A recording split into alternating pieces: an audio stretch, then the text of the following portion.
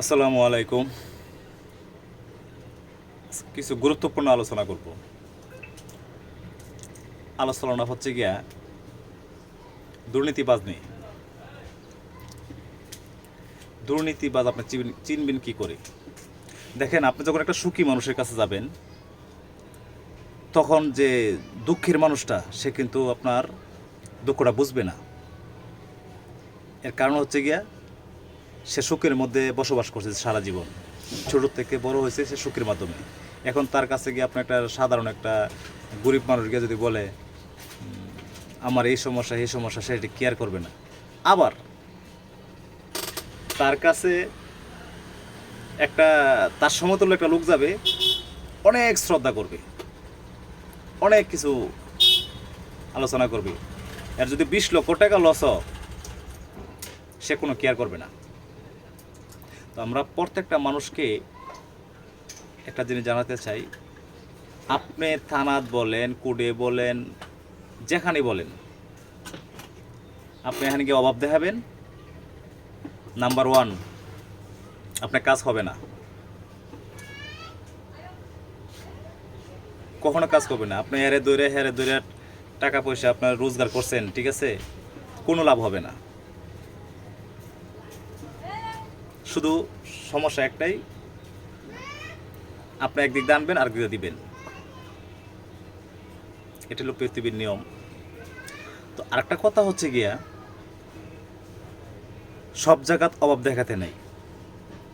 আপনার ফার্মেসিতে অভাব দেখাবেন, আপনার সমস্যা আছে। আপনি একটা ইলেকট্রিক পণ্য কিনতে গেছেন, এখানে আপনার টাকা কম দিবেন, আপনার সমস্যা আছে। কম দামি কোনো সময় কাজ করতে যাবেন না। আপনার সাধ্য যতটুকু আছে অতটুকুর মধ্যে যাবেন।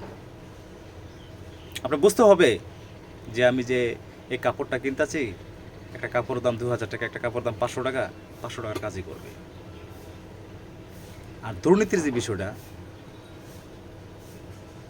আপনার থেকে আমি 10 টাকা বেশি নিতেছি, আপনার চোখে বেজে গেছে গা, আপনি একটা খানাখানি মারামারি সৃষ্টি করলেন, এটি করা যাবে না। এই খানাখানি মারামারির পরে দা আপনার লক্ষণ কি আসবে জানেন? রেজাল্টটা আপনার 1 নম্বরে থানাওয়ালা, কোর্ট কাছারি বেড়া বানাইলেন। এরা বিডি ছিল, বেড়া বানাবেন। প্রত্যেকটা লোককে আমি একটা জিনিসই বলতে চাই, এই কাজটা কোনো সময় করতে যাবেন না, তাহলে আপনার জীবনের কোনো অস্তিত্ব থাকবে না। আপনি যাই করেন কোনো লাভ হবে না, কারণ আপনার একটা ভুলের কারণে আপনার জীবনটা বরবাদ হয়ে যাবে। দুর্নীতিতে সহজে যাবেন না। দুর্নীতি করবেন তো আপনি মরছেন। দুর্নীতি এমন একটা খারাপ জিনিস। আরেকটা কথা হচ্ছে গিয়া, আপনি অর্থ ব্যয় করবেন, তার কাছে মাথা উন্নত করবেন, সমাজের কাছে কালার হবেন। আজকে শুক্রবার দিন, আজকে আপনাদেরকে আমি এই নিউজটা দিলাম।